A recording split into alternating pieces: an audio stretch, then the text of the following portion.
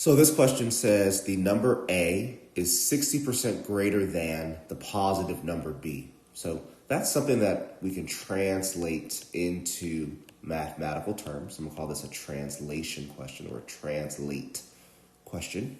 So let's go back. A is will always means equals 60% greater than the positive number B. All right, so that makes it 1.6 times B. Why?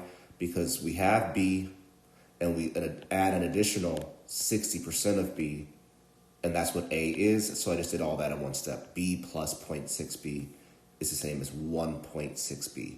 Another way to think of this from percentages standpoint is 1.6 is equivalent to 160%. You have 100% of B plus an additional 60%, right? So 60% greater than is how we translate that.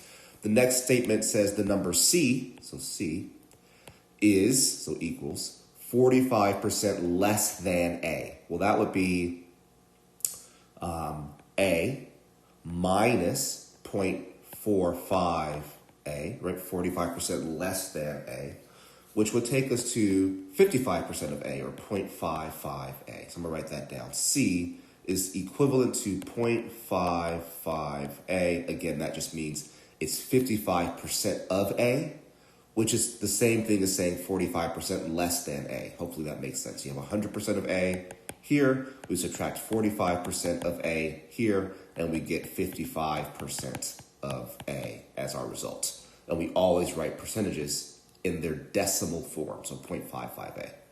The next part of this question says the number C is how many times B. So I want to relate C to B. So how do I do that?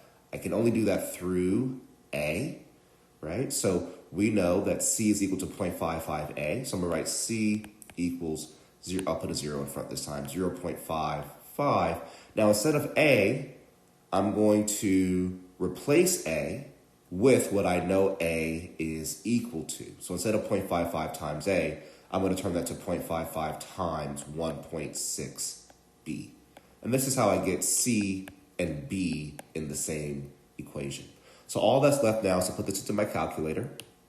So 0.55 times 1.6, I'm getting 0.88, so 0.88B. And that's our answer. The number C is how many times B? Well, it's 0.88 times B. So our answer here is 0.88.